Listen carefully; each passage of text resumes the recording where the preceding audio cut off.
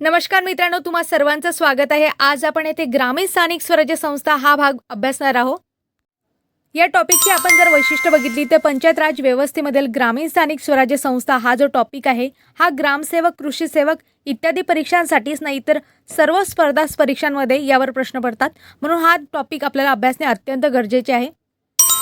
आणि महत्त्वाचं म्हणजे आपण ग्रामसेवक या पदाचा जर विचार केला तर यामध्ये 3 ते 4 प्रश्न हमखास पडतात. म्हणजे एका प्रश्नाला आपण जर बघितले 2 गुण, अशा प्रकारे तुमचे 6 ते 8 मार्क या टॉपिकमधून फिक्स होतात. म्हणून हा टॉपिक परिपूर्ण समजून घेणे आणि परीक्षाभिमुख समजून घेणे गरजेचे आहे.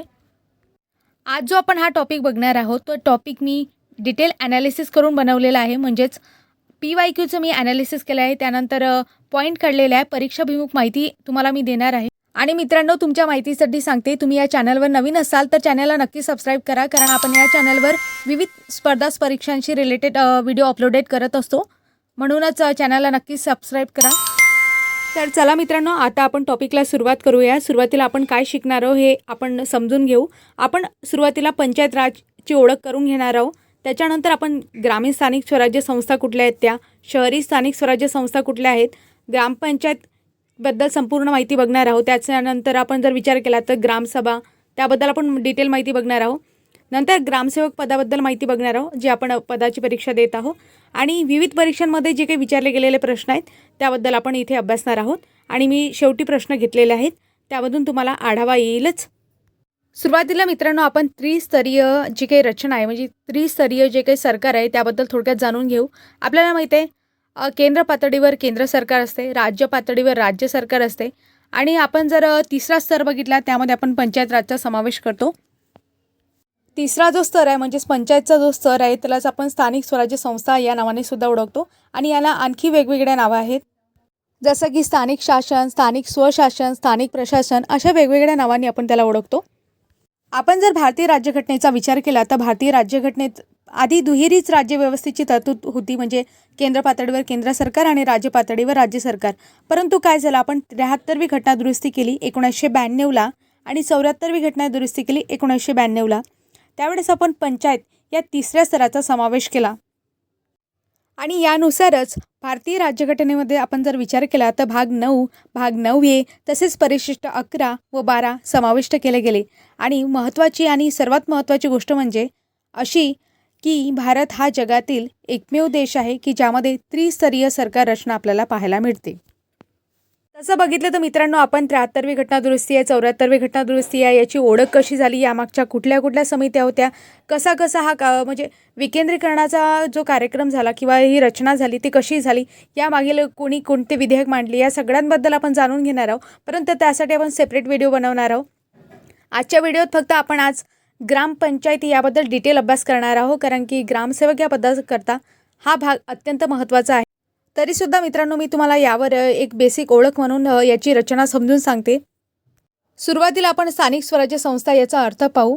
स्थानिक स्वराज्य संस्था म्हणजे काय, नेमकं काय होते की स्थानिक पातळीवर लोकांना उन्नत करण्यासाठी जे काही प्रयत्न करत असतात त्यालाच आपण स्थानिक स्वराज्य संस्था असं म्हणतो.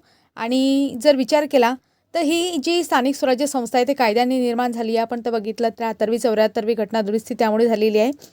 लोकांना एकसंघ करणारी, लोकांना पालकत्व स्वीकारणारी, राज्य शासनाचे घटक म्हणून संचालक मंडळाद्वारे नियंत्रित केली जाणारी आणि त्या परिसरातील लोकांच्या गरजा समाधानकारकपणे सोडवणारी संस्था म्हणजे आपण स्थानिक स्वराज्य संस्था असं म्हटलं तरी चालते. स्थानिक स्वराज्य संस्थांचा अभ्यास करताना यामध्ये 2 प्रकार पडतात, ग्रामीण स्थानिक स्वराज्य संस्था आणि शहरी स्थानिक स्वराज्य संस्था. ग्रामीण स्थानिक स्वराज्य संस्था आहे ती 73व्या घटना दुरुस्ती 1992 नुसार निर्माण झालेली आहे. आणि ही जी घटना दुरुस्ती आपल्याला माहिती आहे 24 एप्रिल 1993 पासून लागू झाली होती. तर शहरी स्थानिक स्वराज्य संस्था आहे ती 74व्या घटना दुरुस्ती 1992 नुसार निर्माण झालेली आहे. आणि ही जी 74वी घटना दुरुस्ती आहे ते 1 जून 1993 पासून लागू झालेली आहे. मित्रांनो, परीक्षेमध्ये ग्रामीण स्थानिक स्वराज्य संस्थेसाठी कोणती घटना दुरुस्ती करण्यात आली होती, ती केव्हा करण्यात आली होती आणि ती केव्हा लागू झाली यावर प्रश्न विचारलेले आहेत. त्याचप्रमाणे शहरी स्थानिक स्वराज्य संस्था आहे ते त्यासाठी कोणती घटना दुरुस्ती केली, केव्हा लागू झाली, आणि यावर हमखास प्रश्न विचारतात आणि विचारलेले सुद्धा आहेत. आपण पुढे प्रश्न बघणारच आहोत, त्यामध्ये सुद्धा याचा समावेश आहे. म्हणून या गोष्टी लक्षात असू द्या. आता आपण ग्रामीण स्थानिक स्वराज्य संस्था आहे त्याचे विविध स्तर बघणार आहोत. लक्षात ठेवा, ग्रामपंचायत आहे ते गाव पातळीवर असणार आहे. नंतर पंचायत समिती आपण विचार केला तर गट पातळीवर असणार आहे आणि जिल्हा परिषद जिल्हा स्तरावर असणार आहे. मित्रांनो, तुम्हाला आता असा प्रश्न पडला असेल की पंचायत समिती गट पातळीवर का, तालुका पातळीवर का नाही? तर लक्षात ठेवा, काही गोष्टी आहेत. गट म्हणजे काय असते की अनेक गावे मिळून एक गट तयार होतो. म्हणजे अनेक म्हणजे 2 ते 2पेक्षा जास्त किंवा असे गट मिळून गावे मिळून गट तयार होतो आणि या गटांपासूनच विविध गट एकत्र येऊन नंतर तालुका तयार होतो. म्हणून लक्षात ठेवा की पंचायत समिती हे गट स्तरावर असते, गट पातळीवर असते, तालुका स्तरावर नाही. अशा प्रकारेच आपण शहरी स्थानिक शासन संस्था बघू. त्यामध्ये कुठल्या स्तरांचा समावेश होतो तर नगरपंचायत, नगर परिषद, महानगरपालिका, कटक मंडळ इत्यादींचा समावेश शहरी स्थानिक शासन संस्थेमध्ये होतो.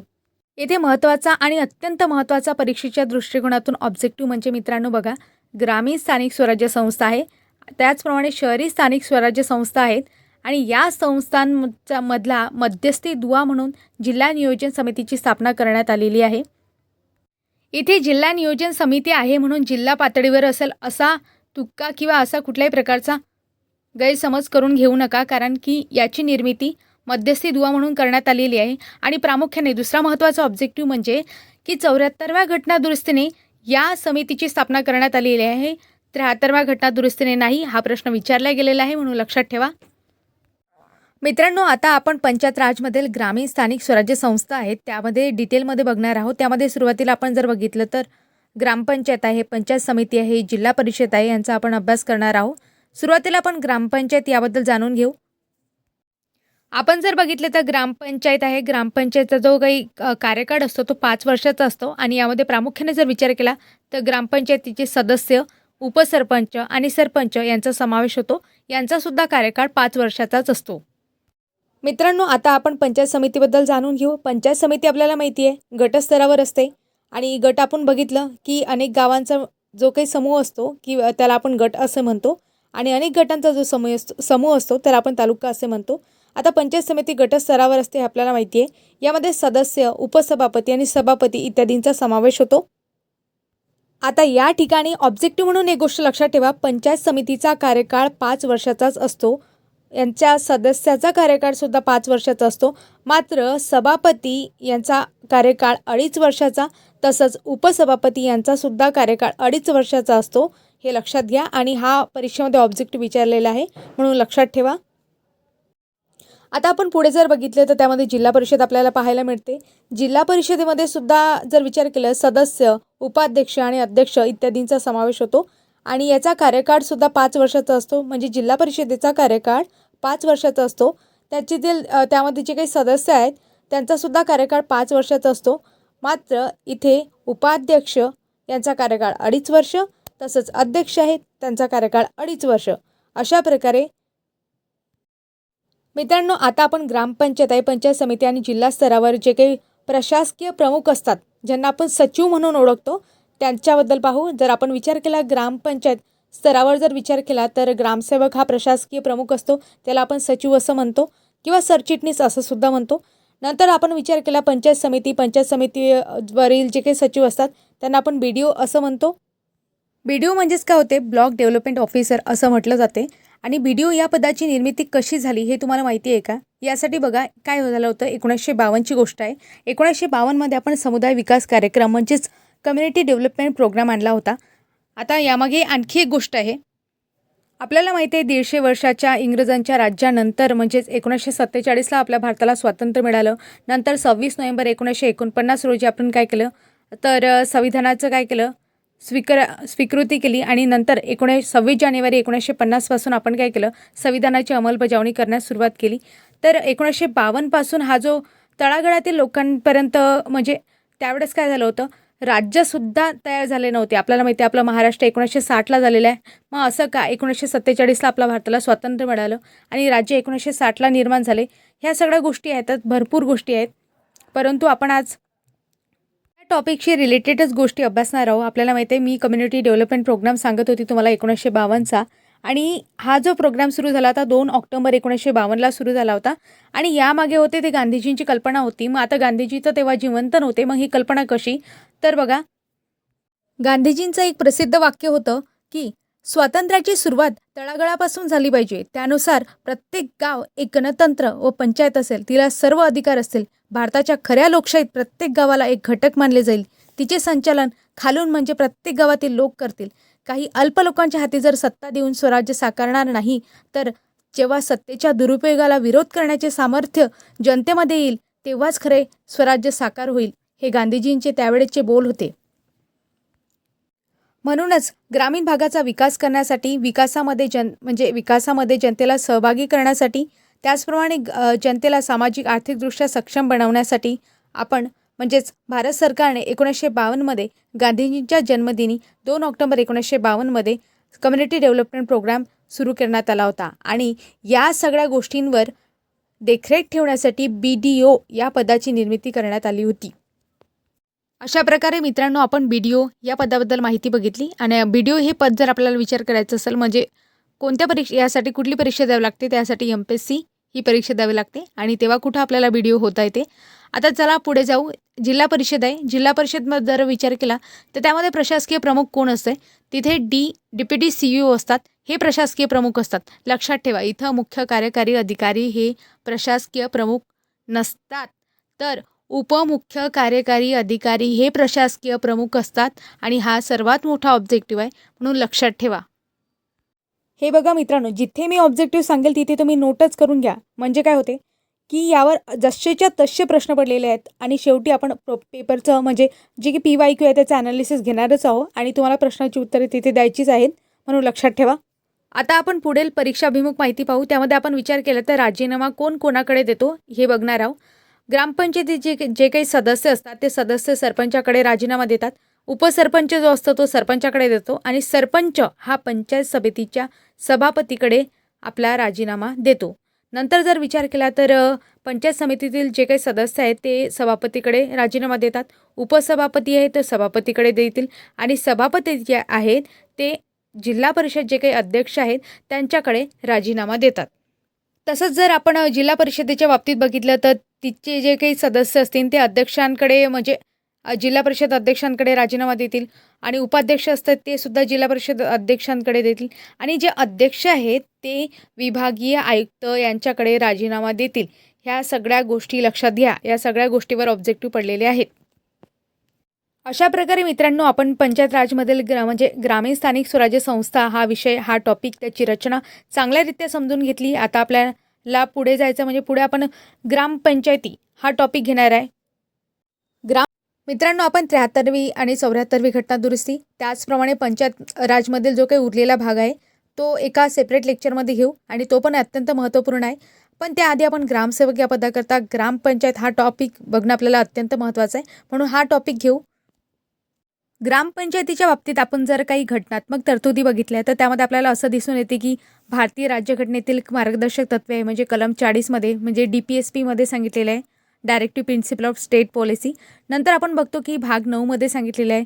नंतर कलम 243मध्ये देखील याच्या तरतुदी केलेल्या आहेत. आता आपण अशाच प्रमाणे कायदेशीर काय तरतुदी आहेत त्या बघू. ह्या झाल्या संविधानिक. आता आपण कायदेशीर बघू. यासाठी काय झालं होतं, मुंबई ग्रामपंचायत कायदा 1958 करण्यात आला होता. आणि त्यातील कलम 5नुसार आपण ग्रामपंचायतीची स्थापना करतो. हा प्रश्न जसाच्या तसा विचारला आहे, म्हणून लक्षात ठेवा. आणि हा जो कायदा आहे हा कायदा 58ला आला. लागू कधी होईल? 59मध्ये. हा कायदा 1 जून 1959 पासून लागू करण्यात आला. आणि या कायद्याचंच नामकरण जर आपण बघितलं तर 2012मध्ये काय केलं, महाराष्ट्र ग्रामपंचायत कायदा 1958 असं करण्यात आलं. मग असं का केलं? कारण की आपल्याला माहीत आहे 1960ला आपला महाराष्ट्र राज्य झालं. त्याआधी ते होतं मुंबई राज्य होतं. मित्रांनो, यावर सुद्धा प्रत्येक गोष्टीवर प्रश्न विचारलेला आहे, म्हणून मी हा घेतलेला आहे. म्हणून मुंबई ग्रामपंचायत कायदा 1958 लक्षातच ठेवा. त्यामध्ये कलम 5नुसार ग्रामपंचायतीची स्थापना झाली, हे पण लक्षात ठेवा. आणि 2012मध्ये याचं मुंबई ग्रामपंचायत कायद्याचं महाराष्ट्र ग्रामपंचायत कायदा 1958 असं नामकरण करण्यात आलं, हे सुद्धा लक्षात ठेवा. आणि तो लागू कधी करण्यात आला होता? आपल्याला माहिती आहे कायदा 58ला झाला, 59ला लागू झाला. या सगळ्या गोष्टी लक्षात ठेवा. आता आपण ग्रामपंचायतीची स्थापना याबद्दल थोडक्यात बघणार आहोत. पहिला प्रश्न आहे, ग्रामपंचायतीची स्थापना कोण करते? आणि आपण लक्षात घ्यायचं की ग्रामपंचायतीची स्थापना जी आहे ते राज्य सरकार करत असतात. आणि तो अधिकार आहे तो विभागीय आयुक्तांना देण्यात येतो. नंतर यासाठी काही निकष आहेत का? तर हो, ग्रामपंचायती स्थापनेसाठी काही निकष आहेत. त्यासाठी आपण जर बघितलं तर डोंगरी भाग असेल किंवा वाडी, तांडे अशा प्रकारचा जर एरिया असेल तर त्या ठिकाणी 300 किंवा त्यापेक्षा जास्त लोकसंख्येची तरतूद सांगण्यात आलेली आहे. तेव्हा कुठे तेथे ग्रामपंचायत स्थापन करण्यात येईल. अशाच प्रकारे आपण जर बघितलं, समजा एखाद्या गावाची लोकसंख्या 600 पेक्षा कमी आहे. मग अशा ठिकाणी काय होणार आहे? 2 किंवा अधिक गावांनी मिळून एक ग्रामपंचायत स्थापन करण्यात येते. त्यालाच आपण गट ग्रामपंचायत असं म्हणतो. आणि महत्त्वाचं म्हणजे कोणत्याही ठिकाणी तुम्ही ग्रामपंचायत स्थापन करत असाल, पण तेथे ती ग्रामपंचायत सक्षम असली पाहिजे. कुठल्या कुठल्या गोष्टीमध्ये? ती ग्रामपंचायत तिच्या अधिकार क्षेत्रामध्ये पाणी पुरवठा आहे, दिवाबत्ती आहे, रस्त्यांची बांधणी आहे, प्राथमिक सुविधा पुरवण्यासाठी कसे असली पाहिजे? आर्थिकदृष्ट्या सक्षम असली पाहिजे. आणि अशाच ठिकाणी ग्रामपंचायतीची स्थापना होऊ शकते. आता पुढे आपण ग्रामपंचायतीची रचना बघणार आहोत. आपल्याला माहिती आहे ग्रामपंचायतीमध्ये कमीत कमी 7 आणि जास्तीत जास्त 17 सदस्यांचा समावेश होतो. आता यामध्ये आपण डिटेलमध्ये बघू. लक्षात ठेवा मित्रांनो, ग्रामपंचायतीची सदस्य संख्या ठरवण्याचा जो अधिकार असतो तो लोकसंख्येनुसार जिल्हाधिकारी यांना असतो. आता ही लोकसंख्या कोणती, कशी, काय आहे हा आपण बघणार आहोत. बघा, 1500 पेक्षा कमी असेल तर 7 म्हणजे ही किमान संख्या झाली. 1500 मध्ये 1500 आणखी ॲड करायचे 3000 होतात. 7 मध्ये 2 ॲड केले 9 होतात. लक्षात ठेवा. मग अशी सिरीज कंटिन्यू ठेवायची. 1501 ते 3000 दरम्यान 9, 3000 ते 4500च्या दरम्यान 11, नंतर 4501 ते 6000च्या दरम्यान 13, 6001 ते 7500च्या दरम्यान 15 आणि 7501 किंवा त्यापेक्षा अधिक याच्यासाठी 17. अशा प्रकारे तुम्ही ही सिरीज कंटिन्यू करू शकता. म्हणजे 7 कमीत कमी संख्या आणि 17 जास्तीत जास्त संख्या. हा प्रश्न विचारलेला आहे म्हणून लक्षात घ्या आणि नोट करून घ्या. ऑब्जेक्टिव्ह इथे विचारलेला आहे. पुढे आपण बघितलं मित्रांनो तर आपल्याला माहिती आहे जिल्हाधिकारी सदस्य संख्या ठरवतात हे आपण शिकलो. जिल्हाधिकारी यासाठी काय करतात? ग्रामपंचायतीचे प्रभाग पाडतात आणि प्रत्येक प्रभागातून विचार केला तर किमान 2, कमीत कमी 2 आणि कमाल 3, जास्तीत जास्त 3 सदस्य निवडून दिले जातात. आणि ग्रामपंचायतीचे जे काही वार्ड असतात ते ठरवण्याचा अधिकार मात्र तहसीलदार यांना असतो, जिल्हाधिकारी यांना नाही. तहसीलदार यांना ग्रामपंचायतीचे वार्ड ठरवण्याचा अधिकार असतो. आणि आपल्याला माहिती आहे सदस्य जे आहेत ते सदस्य प्रत्यक्ष निवडणूक पद्धतीने गावातील मतदारांकडून निवडून दिले जातात. अशा प्रकारे आपण ग्रामपंचायतीची रचना बघितली. आता आपण ग्रामपंचायतीची निवडणूक बघणार आहोत. ग्रामपंचायतीची 5 वर्षांची मुदत संपण्यापूर्वीच पुढच्या ग्रामपंचायतीसाठी काय होते? निवडणुका घेण्यात येतात. हा ऑब्जेक्टिव्ह आहे म्हणून लक्षात ठेवा. नंतर आपण जर विचार केला मुदतीपूर्वी जर एखाद्या ग्रामपंचायतीचं काय झालं? विसर्जन झालं, म्हणजे 5 वर्ष कंप्लीट झाले नाही आणि त्याआधीच जर विसर्जन झालं तर विसर्जनाच्या दिनांकापासून 6 महिन्याच्या आतमध्ये ग्रामपंचायतीच्या निवडणुका घेणे बंधनकारक असते. पण जर मुदतपूर्व विसर्जन झालेली जी काही ग्रामपंचायत आहेत आणि तिचा उर्वरित कालावधी हा 6 महिन्यापेक्षा जर कमी असेल तर ग्रामपंचायतीची लगेच निवडणूक घेणे आवश्यक नसते. लक्षात घ्या, दोन्हीसुद्धा गोष्टी महत्त्वाच्या आहेत. मित्रांनो, आता निवडणुकीचा संबंध आलाच आहे तर आपण इलेक्ट्रॉनिक वोटिंग मशीन म्हणजे हे जे यंत्र आहे हे जे आपण निवडणुकीसाठी वापरतो त्याबद्दल थोडक्यात जाणून घेऊ. यावर परीक्षेत प्रश्न येईलच असं नाही, परंतु एक जनरल नॉलेज आणि एक इंटरेस्टिंग गोष्ट तुम्हाला माहिती असावं म्हणून ह्या गोष्टी सांगते की EVM म्हणजेच काय होते? इलेक्ट्रॉनिक वोटिंग मशीन असं म्हणतात. त्याला आपण इलेक्ट्रॉनिक मतदान यंत्र असं सुद्धा म्हणतो. यामध्ये आपण जर विचार केला तर सुरुवातीला मतपेट्या होत्या, पण आता 1990च्या दशकापासून काय झालं? इलेक्ट्रॉनिक वोटिंग मशीन वापरायला आपण सुरुवात केली. आणि यावर जर विचार केला तर जास्तीत जास्त 3840 मते एका EVMवर नोंदवण्यात येतात. आणि एका EVM जर आपण विचार केला तर एकूण 64 उमेदवार समाविष्ट होतात. EVMच्या बाबतीत आणखी इंटरेस्टिंग गोष्ट म्हणजे एका मिनिटात EVMवर 5 पेक्षा अधिक मताची नोंदणी होत नाही. म्हणजे आपण जर कॅल्क्युलेशन केलं, एका तासाचं आपल्याला कॅल्क्युलेशन करायचं आहे, म्हणजे काय 60 गुणिले 5 अशा प्रकारे जर आपण केलं तर जास्तीत जास्त 300 मते एका तासामध्ये काय होतात? EVMवर नोंदवण्यात येतात. आणि तुमच्या जनरल नॉलेजसाठी सांगते की 1982मध्ये सगळ्यात पहिल्यांदा परूर विधानसभा आहे तिथे सगळ्यात पहिल्यांदा 50 मतांसाठी EVM मशीनचा वापर करण्यात आला होता. नंतर जर आपण विचार केला तर 1999मध्ये गोवा विधानसभेमध्ये म्हणजे राज्यामध्ये जर आपण विचार केला तर संपूर्ण राज्यात प्रथमच वापर करण्यात आला होता 1999मध्ये. आणि जर आपण विचारलं पूर्ण भारतासाठी कधी EVM मशीनचा वापर करण्यात आला होता तर 2004मध्ये 14वी लोकसभा होती. त्यावेळेस संपूर्ण भारतात EVM मशीनचा वापर करण्यात आला होता. मित्रांनो, तुम्हाला आपल्या भारतातील पहिले मतदार कोण होते याबद्दल माहिती आहे का? तर लक्षात ठेवा, श्याम शरण नेगी हे जे होते हिमाचल प्रदेशचे होते आणि ते आपल्या भारतातील पहिले मतदार आहेत, म्हणून ऑब्जेक्टिव्ह म्हणून लक्षात ठेवा. आता आपण ग्रामपंचायतीमध्ये आरक्षण कशा प्रकारचं असते याबद्दल जाणून घेऊ. बघा, ग्रामपंचायतीमध्ये आपल्याला माहीत आहे SC ST OBC आणि महिला इत्यादींसाठी आरक्षणाची तरतूद करण्यात आलेली आहे. तसं बघितलं तर लोकसंख्येच्या आधारानुसारच आपण आरक्षण देण्यात येते. पण जर असं असलं, समजा एखादं क्षेत्र आहे ते संपूर्ण क्षेत्र जे आहे ते अनुसूचित क्षेत्र आहे, म्हणजे अनुसूचित एक तर जातीचे लोक राहतात किंवा अनुसूचित जमातीचे लोक राहतात.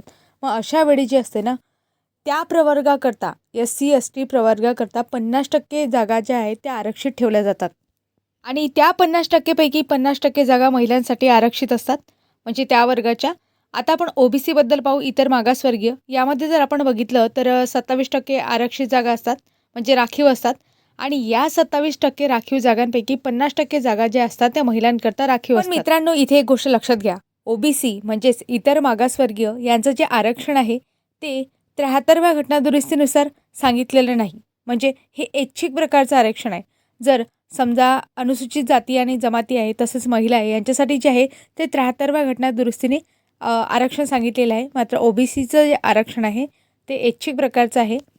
म्हणून जर एखादी ग्रामपंचायत संपूर्ण अनुसूचित जाती जमाती क्षेत्रामध्ये येत असेल तर त्यासाठी जर जागा शिल्लक नसतील तर OBCचं आरक्षण ठेवण्यात येत नाही, म्हणजे OBCचं आरक्षण ऐच्छिक प्रकारचं आहे. जागा असल्या तरच OBCचं आरक्षण ठेवता येते.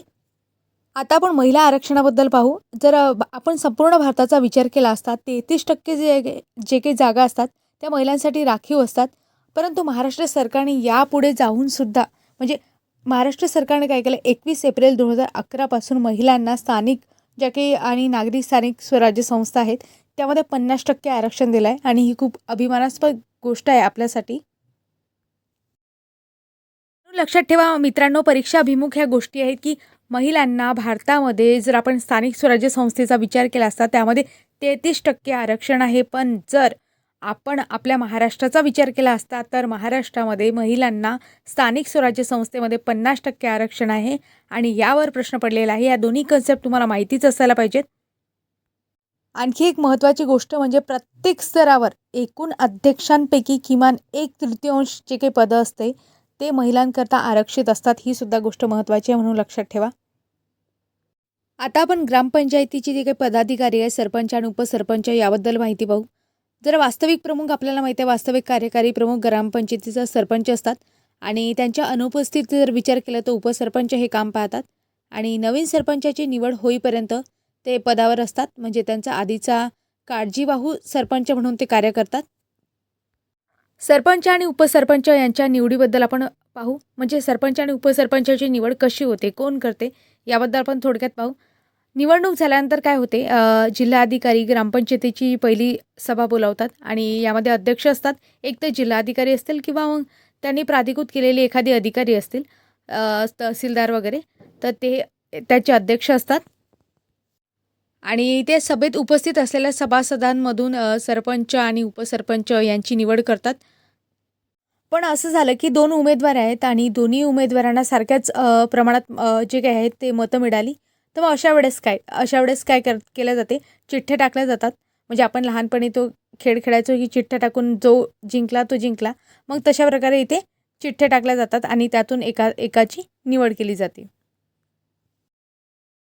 आता आपण सरपंच आणि उपसरपंचच्या बाबतीत आरक्षणाची तरतूद आपण जर बघितली तर लक्षात ठेवा, सरपंच हे जे सरपंच पदासाठी आरक्षण असते आणि उपसरपंच पदासाठी कधीच आरक्षण नसते. हे सगळ्यात महत्त्वाची गोष्ट आहे, म्हणून लक्षात घ्या आणि नोट करून घ्या.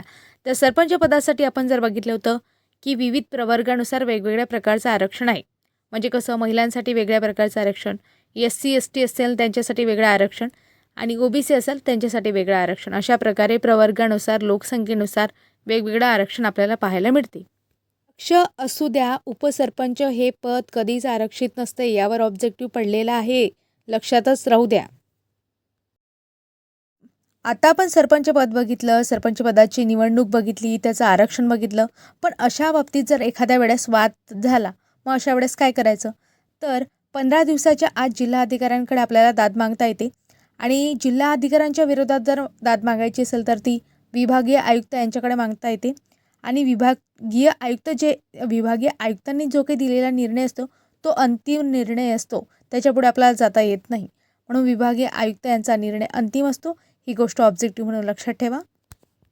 आणि महत्त्वाची गोष्ट म्हणजे जिल्हाधिकारी आहेत आणि विभागीय आयुक्त यांना प्रत्येकी 60 दिवसाच्या आतच निर्णय द्यावा लागतो, ही सुद्धा गोष्ट लक्षात असू द्या. आता पुढे आपण सरपंच आणि उपसरपंच आहे त्या पदाचा कार्यकाळ बघणार आहोत. आपल्याला माहिती आहे सरपंच असो उपसरपंच असो, आपण आधीच बघितलं यांचा कार्यकाळ 5 वर्षाचा असतो. ग्रामपंचायतीचा कार्यकाळसुद्धा 5 वर्षाचा असतो. आणि ग्रामपंचायतीचा जर कार्यकाळ वाढला समजा एखाद्या परिस्थितीमध्ये, तर यांचासुद्धा कार्यकाळ जो आहे तो आपोआप वाढतो. आणि मुदतीपूर्व सरपंच उपसरपंच आपल्या पदाचा राजीनामा देऊ शकतात. तसेच मुदतपूर्व त्यांना पदावरून सुद्धा दूर केले जाऊ शकते. आणि राजीनामा आपण आधीच बघितलं होतं की सरपंच जे असतात ते पंचायत समितीच्या सभापतींकडे आपला राजीनामा देतात. उपसरपंच जे असतात ते सरपंचाकडे देतात. सदस्य आहेत ते सरपंचाकडे राजीनामा देतात. अशा प्रकारे सरपंच आणि उपसरपंच यांच्या पदाचा कार्यकाळ आपण इथे बघितला. सरपंचाला आपण त्याच्या पदावरून दूर करण्यासाठी अविश्वासाचा ठरावसुद्धा मांडू शकतो. मग त्यासाठी 1/3 सदस्य जे असतात म्हणजे उपस्थित राहणारे आणि मतदान करणारे यांना काय करावं लागते, लेखी मागणी करावी लागते तहसीलदारांकडे. मग तहसीलदार ते मागणी केल्याच्या दिनांकापासून 7 दिवसाच्या आत विशेष सभा बोलावतात.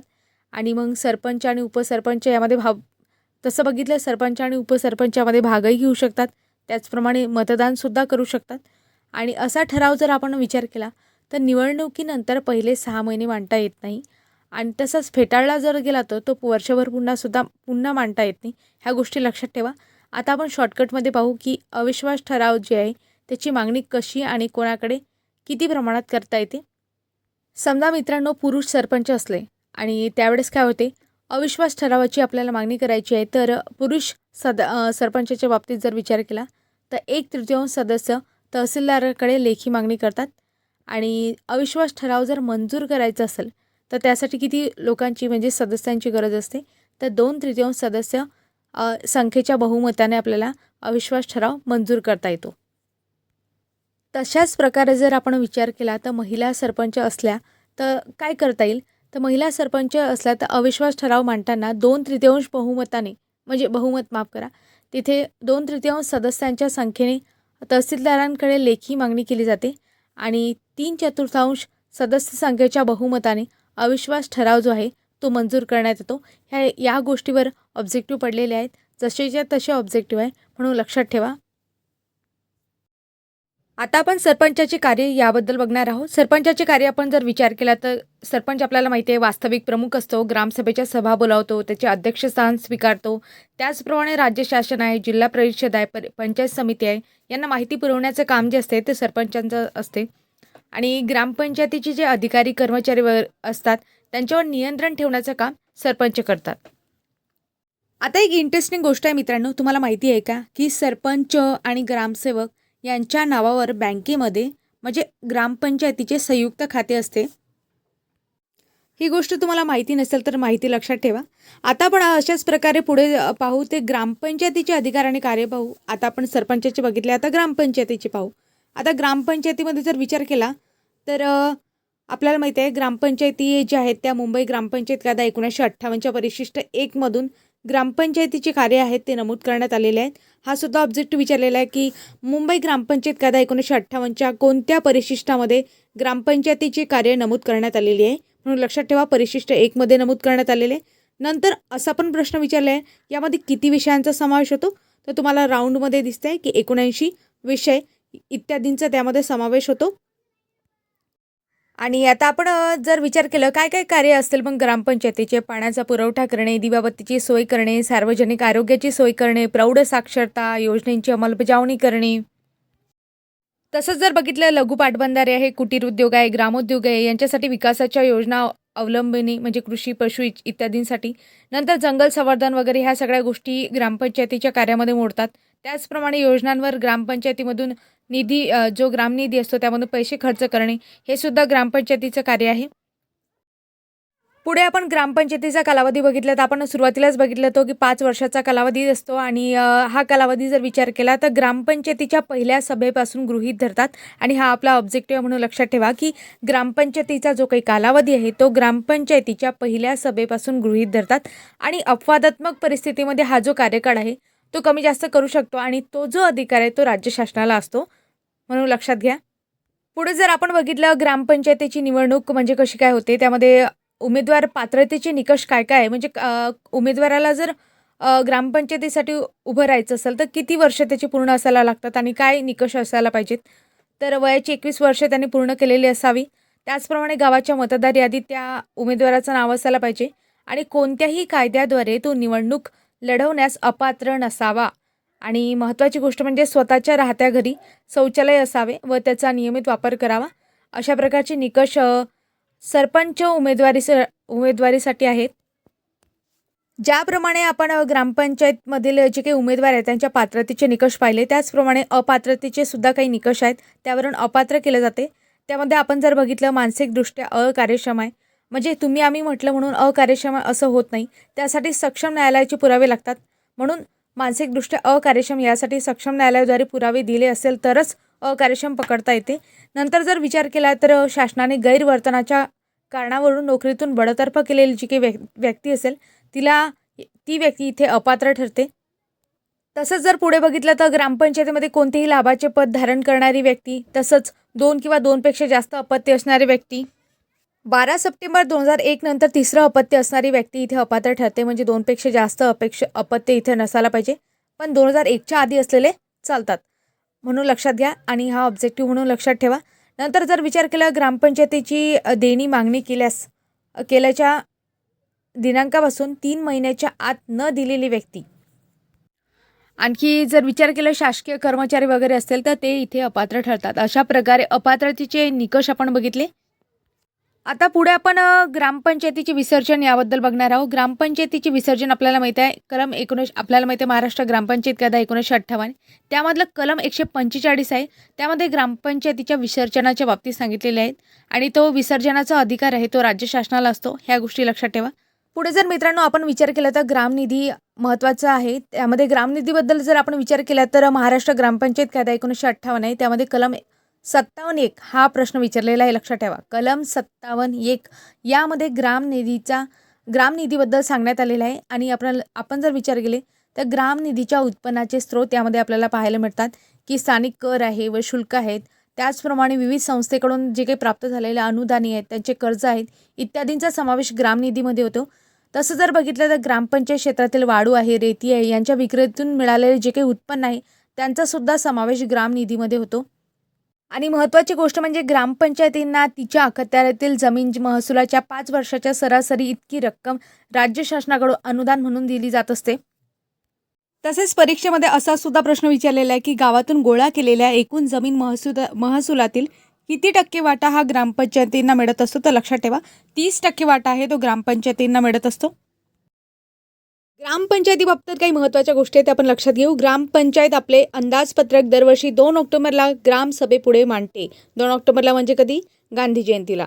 ओके. आता पुढे जर लक्षात घेतलं तर 31 डिसेंबरपूर्वी ते अंदाजपत्रक पंचायत समितीकडे पाठवले जाते. मग साहजिक आहे अंदाजपत्रकाला अंतिम मान्यता कोण देईल? पंचायत समिती. पंचायत समिती ग्रामपंचायतीचे अंदाजपत्रक कोणत्याही स्थितीत अमान्य करू शकत नाही म्हणजे नाही. ह्या गोष्टी लक्षात ठेवा. लक्षात घ्या मित्रांनो ग्रामसभा आणि ग्रामपंचायती हे शब्द आपल्याला परीक्षेमध्ये फसवतात. परीक्षेमध्ये असं विचारले जाते की ग्रामपंचायतीची जे सभा होतात त्या किती होतात आणि ग्रामसभा होतात त्या किती होतात. मग अशा वेळेस आपण शब्दांवर लक्ष देणे महत्त्वाचं आहे. लक्षात ठेवा ग्रामपंचायतीच्या अंतर्गत ग्रामसभा हे म्हणजे ग्रामसभा येते आणि ग्रामसभेचा उद्देश आपण काय केलं आहे आपल्याला माहिती आहे. ग्रामसभेचा आपण स्थापना का करतो? कारण की ग्रामीण जनतेचा लोकशाहीतील प्रत्यक्ष सहभाग वाढवण्यासाठी आपण ग्रामसभेची स्थापना केलेली आहे आणि ती स्थापना महाराष्ट्र ग्रामपंचायत अधिनियम 1958 कलम 186(1) नुसार केली जाते आणि यामध्ये जे काही सदस्य असतात ते गावातील मतदार जे असतात ते या ग्रामसभेचे सदस्य असतात आणि जर विचार केला, ग्रामपंचायतीचे वित्तीय वर्ष सुरू झाल्यापासून पहिल्या महिन्याच्या आत ग्रामसभा बोलावणे गरजेचे असते आणि याचे जे अध्यक्ष असतात ते अध्यक्ष सरपंच असतात. जर आपण सगळ्या मित्रांनो लक्षात घ्या की ग्रामपंचायतीच्या प्रत्येक महिन्याला किती सभा होतात, तर लक्षात ठेवा ग्रामपंचायतीच्या प्रत्येक महिन्याला किमान एक तरी सभा होत असते. आणि परीक्षेमध्ये असा प्रश्न विचारू शकतात की किती जास्तीत जास्त आपल्याला सभा बोलावता येतात, तर आपल्याला कितीही सभा बोलावता येतात, परंतु किमान असा शब्द दिलेला आहे म्हणून किमान एक सभा एक प्रत्येक महिन्याला तरी झाली पाहिजे. आणि हे ग्रामपंचायतीच्या बाबतीत सांगत आहे बरं का. आता आपण येथे ग्रामपंचायतीच्या सभा बघितल्या की प्रत्येक महिन्याला एक सभा पाहिजे म्हणून. मग आता तुमच्याकडे प्रश्न पडला असेल की ग्रामसभांची संख्या किती असायला पाहिजे. बघा, ग्रामपंचायतीची सभा बघितली, आता आपण ग्रामसभांची संख्या बघू. तर ग्रामसभामध्ये आपण संख्या जर विचार केली तर यामध्ये तरतूद केलेली आहे महाराष्ट्र ग्रामपंचायत कायदा 1958च्या कलम 7 नुसार प्रत्येक वित्तीय वर्षात किमान 4, म्हणजे आधी काय होतं, आधी 6 सभा भरायच्या ग्रामसभा, परंतु आता प्रत्येक वित्तीय वर्षामध्ये किमान 4 सभा तरी सांगितलेल्या आहेत. आता मग त्या 4 सभा कुठल्या? ग्रामसभांचे आपण दिवस जर बघितले त्यामध्ये आपण विचार केला तर 1 मे महाराष्ट्र दिनी, 15 ऑगस्ट स्वातंत्र्य दिनी, 2 ऑक्टोबर गांधी जयंतीला आणि 26 जानेवारी म्हणजेच प्रजासत्ताक दिनी. आता एक गोष्ट आहे की बऱ्याचशा मित्रांना स्वातंत्र्य दिन आणि प्रजासत्ताक दिन यामधला फरकच समजत नाही. आपल्याला माहिती आहे 15 ऑगस्ट 1947ला आपल्याला स्वातंत्र्य मिळाले म्हणून आपण 15 ऑगस्ट हा दिवस स्वातंत्र्य दिन म्हणून साजरा करतो. पण प्रजासत्ताक दिन म्हणून आपण 26 जानेवारी हाच दिवस का साजरा करतो, यामागे एक ऐतिहासिक घटना आहे. बघा, मी तुम्हाला शॉर्टकटमध्ये सांगते. ही गोष्ट आहे 1929ची. त्यावेळेस भारत आपल्याला माहिती आहे पारतंत्र्यात होता आणि लाहोरमध्ये एक अधिवेशन झालं होतं आणि त्या अधिवेशनाचे अध्यक्ष पंडित जवाहरलाल नेहरू हे होते.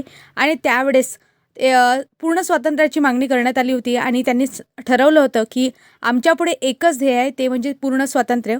आणि त्यासाठीच त्यांनी 26 जानेवारी हा जो दिवस होता, म्हणजे 26 जानेवारी 1930 हा दिवस संपूर्ण स्वातंत्र्य दिन म्हणून साजरा करण्याचं ठरवलं होतं. परंतु आपल्याला माहिती आहे आपल्याला स्वातंत्र्य तर 15 ऑगस्ट 1947ला मिळालं. म्हणून आता 26 जानेवारी या दिवशी काय करायचं, म्हणून त्या दिवशी प्रजासत्ताक दिन म्हणून साजरा केला जातो. कारण की त्या दिवशी आपली घटना जी आहे ती आपण अंमलात आणली 26 जानेवारी 1950 पासून. आणि प्रजासत्ताक याचासुद्धा एक वेगळा अर्थ होतो. प्रजासत्ताक म्हणजे नेमकं काय, की आपल्या देशाला सार्वभौमत्व, म्हणजे त्या देशातील जे काही नागरिक आहेत, तसं बघितलं तर मित्रांनो प्रजासत्ताकाचे 2 अर्थ होतात की राजकीय सार्वभौमत्व लोकांच्या हाती असणे आणि दुसरी गोष्ट म्हणजे राष्ट्रप्रमुख जो आहे तो लोकांकडून अप्रत्यक्षरित्या निवडून येणे. आता प्रत्यक्षरित्या अप्रत्यक्षरित्या असे 2 प्रकार असतात राष्ट्रप्रमुखामध्ये. पण आपला जो राष्ट्रप्रमुख आहे तो आपण कसा देतो, अप्रत्यक्षरित्या निवडून देतो. ब्रिटनमध्ये जर आपण विचार केला तर तेथील वंशपरंपरेने जो राजा असतो तो निवडून येतो, म्हणून तेथे प्रजासत्ताक नाही पद्धती नाही. तर भारतामध्ये आपण बघतो की प्रजासत्ताक पद्धती आपल्याला पाहायला मिळते. माफ करा मित्रांनो, मी लगेच मुद्दा भरकटते. म्हणजे आपला ग्रामसभांचे दिवस होते त्यावरून मी भरपूर काही गोष्टी सांगितल्या आजूबाजूच्या तुम्हाला. आता आपण ग्रामसभांचे दिवस बघितले, आता आपण ग्रामसभेची बैठक वगैरे पाहू. आता आपण पुढे ग्रामसभेची बैठक कोण बोलावते त्यावरून लक्षात घेऊ. सरपंच असतात आणि सरपंचच्या अनुपस्थितीत जर विचारले उपसरपंच ग्रामसभेची बैठक बोलावतील आणि उपसरपंचसुद्धा हजर नसतील, म्हणजे दोघंही नसतील, अशा वेळेस ग्रामसेवक ग्रामसभेची बैठक बोलवतात. लक्षात ठेवा, हे ग्रामसभेची बैठक बोलवतानाच्या गोष्टी आहेत, अध्यक्षस्थानाच्या नाही. अध्यक्षस्थानाबद्दल वेगळ्या गोष्टी आहेत. जसं बघितलं ग्रामसभेचे अध्यक्षस्थान सरपंच भूषवतात. सरपंच ॲब्सेंट असतील तर मग उपसरपंच, आणि सरपंच आणि उपसरपंच दोघेही उपस्थित नसतील तर त्यांच्या अनुपस्थितीमध्ये ग्रामपंचायतीचा जो काही ज्येष्ठ सदस्य असतो तो ग्रामसभेचे जे काही अध्यक्ष स्थान आहे ते भूषवतात. ग्रामपंचायतीचा ज्येष्ठ सदस्य अध्यक्षस्थान भूषवतो यावर प्रश्न पडलेला आहे, म्हणून लक्षात ठेवा. नंतर आपण पाहू ग्रामसभेची गणपूर्ती. ग्रामसभेच्या गणपूर्तीमध्ये जर विचार केला, ग्रामसभेच्या एकूण सभासदांच्या 15% किंवा 100 यापैकी सर्वात कमी असेल ती, लक्षात ठेवा सर्वात कमी असेल ती असा शब्द आहे. शब्दांनी फसवलं जाते आणि शब्दांनीच मार्क जातात, म्हणून लक्षात ठेवा.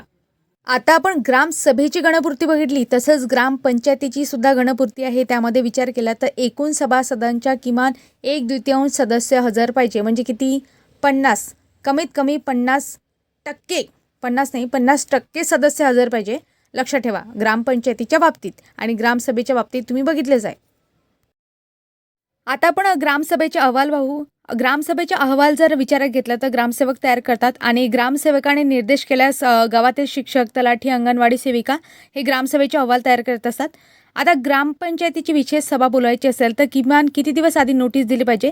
तर किमान 1 दिवस आधी नोटीस दिली पाहिजे आणि सर्वसाधारण सभा जर बोलवायची असेल तर किमान 3 दिवस आधी नोटीस दिली पाहिजे. हे ग्रामपंचायतीच्या बाबतीत झालं.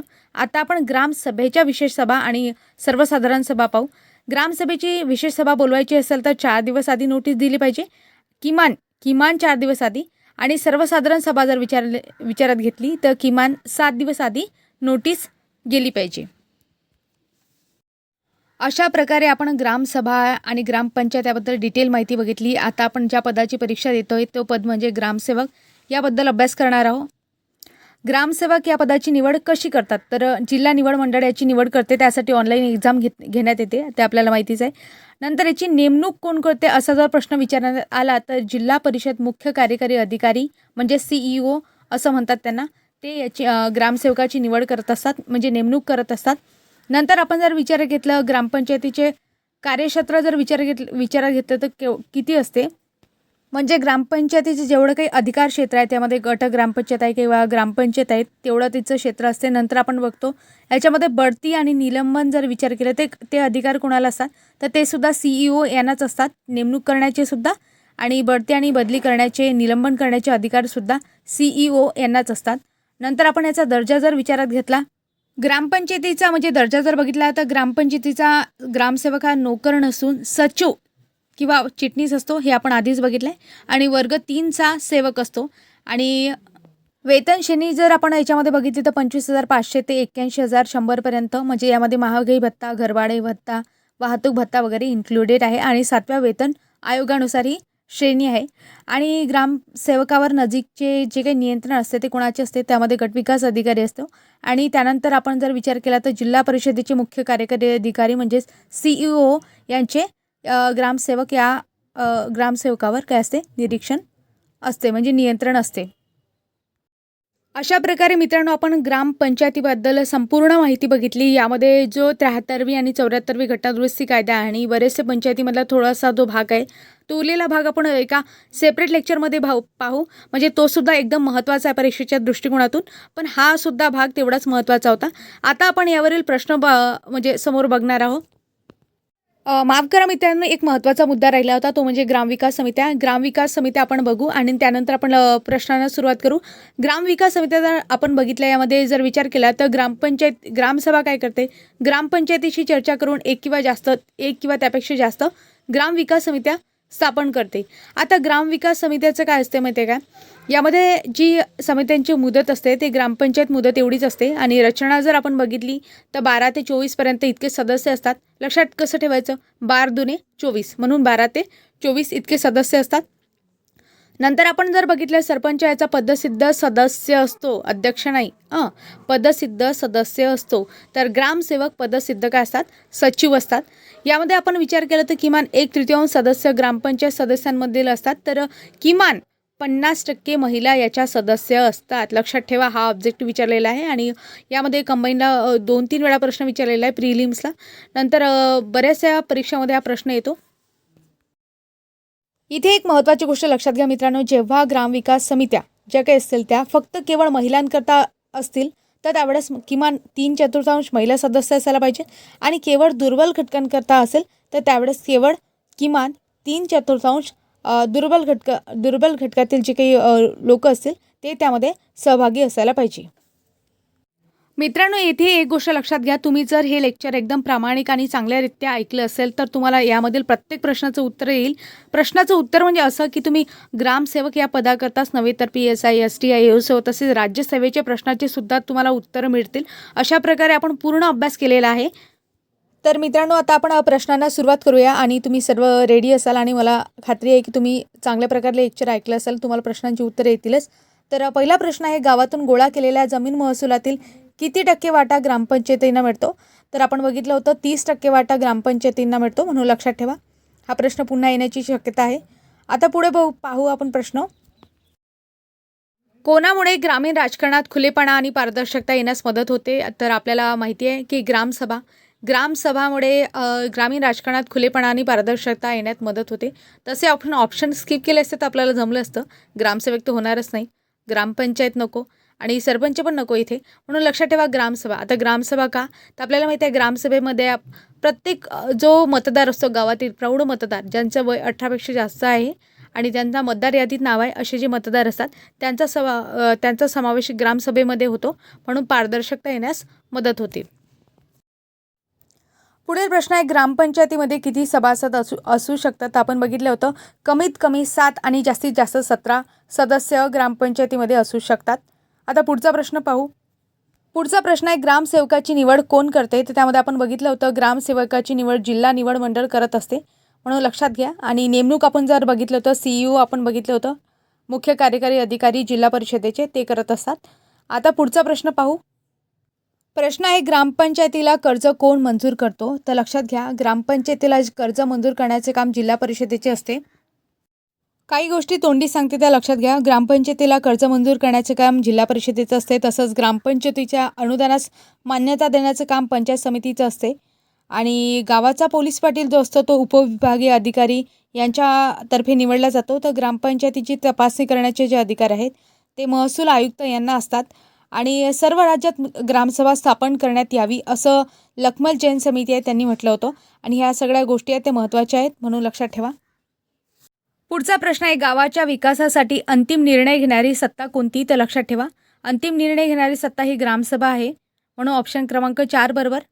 प्रश्न आहे, महाराष्ट्रातील ग्रामपंचायतीचा कारभार रिकामजागाच्या मुंबई ग्रामपंचायत कायदा व त्यातील वेळोवेळी झालेल्या बदलानुसार चालतो. त्याचं ऑप्शन आहे ऑप्शन क्रमांक 2 बरोबर आहे. आपण बघितलं होतं, आपण सुरुवातीलाच बघितलं होतं मित्रांनो की मुंबई ग्रामपंचायत कायदा आहे जो 1958मध्ये आला आणि त्यामधील कलम 5 नुसार ग्रामपंचायतीची स्थापना झालेली आहे. आणि हा जो कायदा आहे तो 1 जून 1959 पासून लागू करण्यात आला होता, आपण बघितलं होतं. नंतर या मुंबई ग्रामपंचायत कायद्याचंच 2012मध्ये काय झालं होतं, महाराष्ट्र ग्रामपंचायत कायदा 1958 असं नामकरण करण्यात आलं होतं. अशा प्रकारे गोष्टी तुम्ही लक्षात ठेवत जा. मित्रांनो, इथं पुढचा प्रश्न आहे, ग्रामसभेचे सदस्य होण्यासाठी किमान वय काय आहे. तर लक्षात घ्या आपण बघितलं होतं ग्रामसभेचा सदस्य व्हायचा आहे म्हणजे तुम्हाला काय पाहिजे, मतदार यादीत नाव पाहिजे, म्हणजे तुम्ही प्रौढ मतदार असायला पाहिजे. किंवा यामध्ये जर आपण विचार केला तर मतदारासाठी किमान वय किती आहे, मग 18 आहे. म्हणून ऑप्शन क्रमांक 1 आपलं बरोबर उत्तर होईल.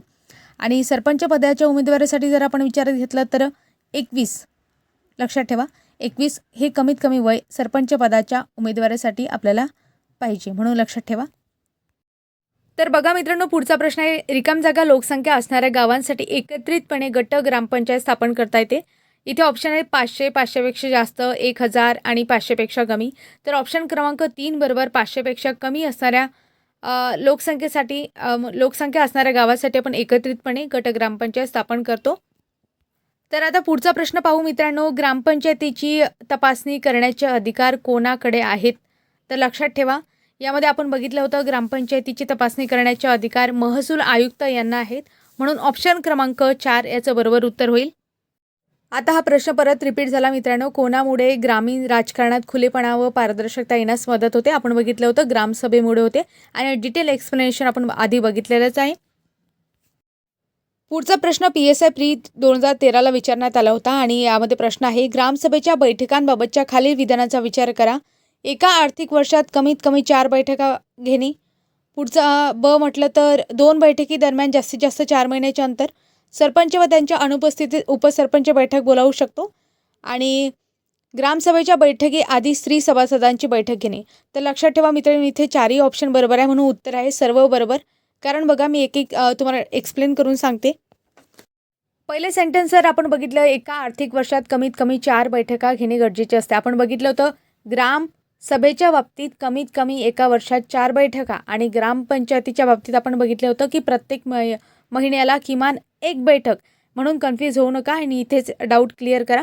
आता ग्रामपंचायतीच्या ज्या बैठका असतात आपण बघितलं होतं की 4 बैठका. मग 4 बैठका कधी, तर आपण बघितलं होतं 1 मे महाराष्ट्र दिन, नंतर 26 जानेवारी, नंतर आपण बघितलं होतं 2 ऑक्टोबरला आहे गांधी जयंतीला, तसंच 15 ऑगस्ट स्वातंत्र्य दिनी. अशा प्रकारे कमीत कमी 4 बैठका घेणे गरजेचे आहे. तुम्ही जास्तीत जास्त कितीही घेऊ शकता.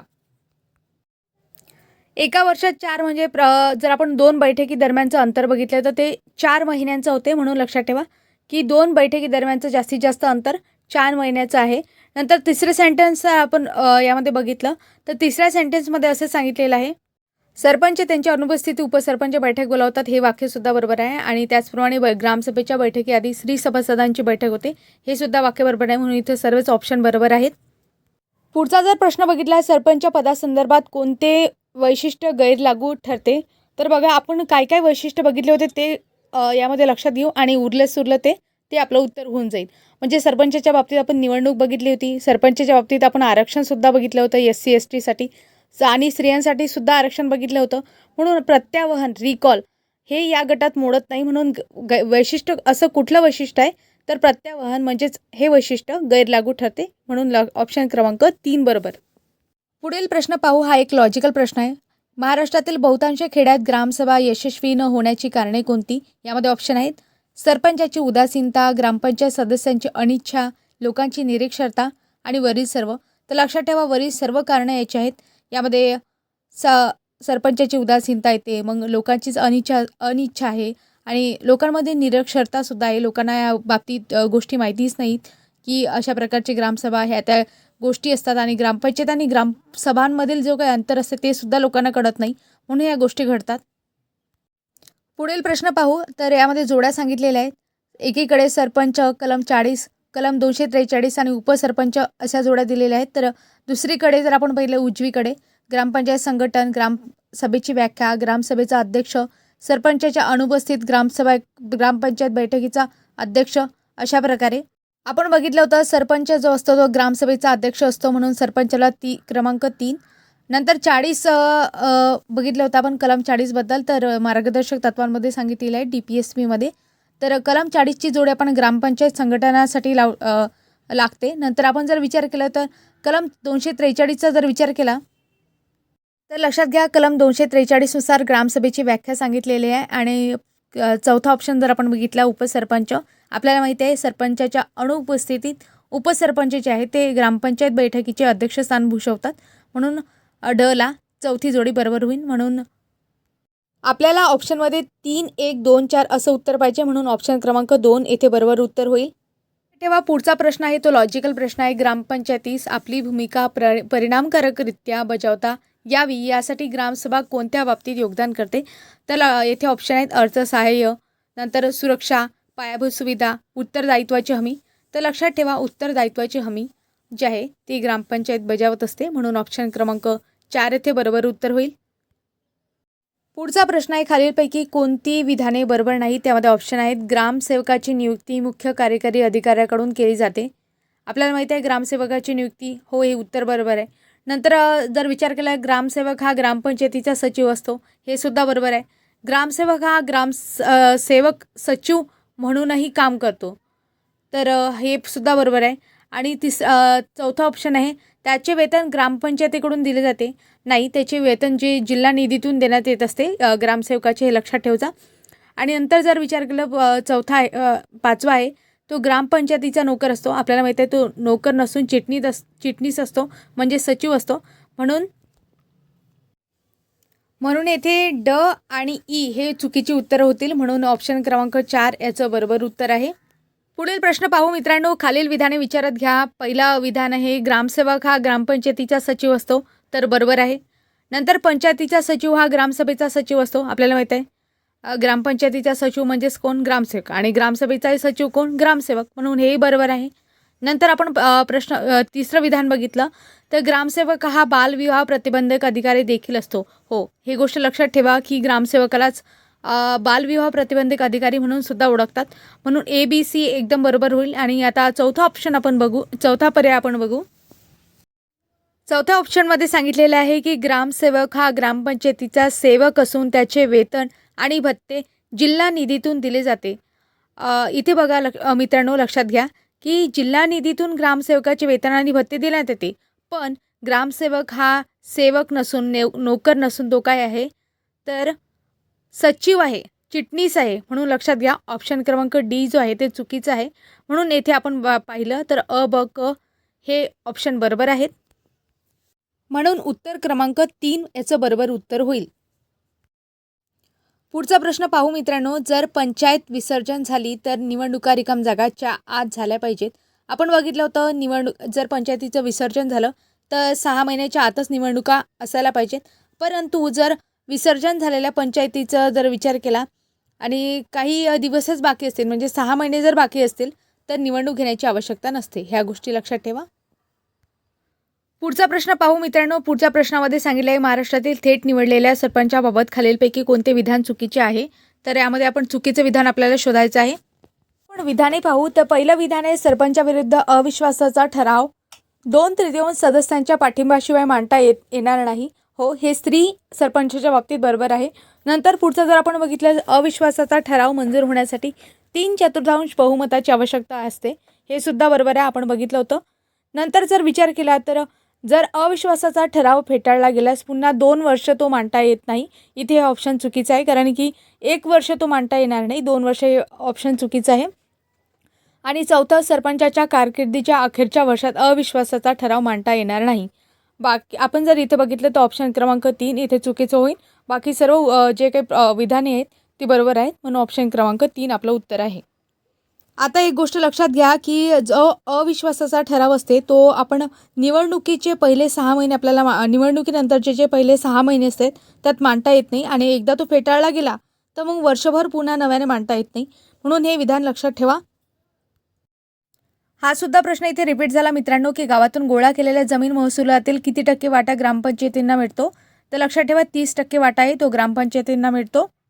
पुढील प्रश्न पाहू मित्रांनो, ग्राम विकास समितीबाबत खालीलपैकी कोणते विधान बरोबर नाही. यामध्ये ऑप्शन आहेत, आपण एक एक ऑप्शन डिटेलमध्ये पाहू. या समितीमध्ये किमान 12 आणि 24पेक्षा जास्त नसतील इतके सदस्य असतात. ऑप्शन क्रमांक 2 आहे, 1/3पेक्षा कमी नसतील इतके सदस्य ग्रामपंचायतीच्या सदस्यांमधून असतात. हे सुद्धा बरोबर आहे. नंतर तिसरं ऑप्शन पाहू, 1/2पेक्षा म्हणजे 50% पेक्षा कमी नसतील इतक्या महिला सदस्य असतील. हे सुद्धा बरोबर आहे. आणि चौथं आपण बघू, या समितीमध्ये सदस्यात पदावरून दूर केवळ ग्रामपंचायतच करू शकते. इथे मित्रांनो वरील 3 ऑप्शन बरोबर आहे, चौथं ऑप्शन बरोबर नाही, म्हणून ऑप्शन क्रमांक 4 हे आपलं या प्रश्नाचं बरोबर उत्तर होईल. पुढील प्रश्न आहे मित्रांनो, सर्व राज्यात ग्रामसभा स्थापन करण्यात यावा अशी शिफारस कोणत्या समितीने केली होती. तर लक्षात ठेवा, लखमल जैन समिती यांनी सर्व राज्यात ग्रामसभा स्थापन कराव्या अशी शिफारस केली होती. आता पुढचा प्रश्न पाहू, गावाचा पोलीस पाटील रिकामजागाकडून नियुक्त केला जातो. तर लक्षात ठेवा, उपविभागीय अधिकारी असतात त्यांच्याकडून गावाचा पोलीस पाटील हा जो आहे तो नियुक्त केला जातो. अशाच प्रकारे मित्रांनो भरपूर प्रश्न आहेत, परंतु एकाच व्हिडिओमध्ये एवढे सारे प्रश्न घेणं शक्य नाहीत, म्हणून यासाठी आपण सेपरेट व्हिडिओ बनवू. आणि हा व्हिडिओ तुम्हाला कसा वाटला हे कमेंटमध्ये नक्की सांगा. आणि 73वी आणि 74वी घटना दुरुस्ती आहे, तसंच उरलेला जो भाग आहे तो आपण एका पुढील नवीन व्हिडिओमध्ये घेऊ. मित्रांनो, असेच परीक्षाभिमुख माहिती आणि व्हिडिओ बनवण्यासाठी खूप मेहनत लागते, म्हणून अशाच व्हिडिओसाठी नवनवीन व्हिडिओसाठी तुम्ही लाईक, शेअर आणि सबस्क्राईब नक्की करत जा. आणि इतरांनासुद्धा हा व्हिडिओ शेअर करा, म्हणजे अधिकाधिक लोकांपर्यंत हे व्हिडिओ पोहोचतील. चला तर मित्रांनो, भेटूया पुढील व्हिडिओमध्ये. आणि तुमचे खूप खूप आभार आणि असाच प्रतिसाद देत राहा. धन्यवाद.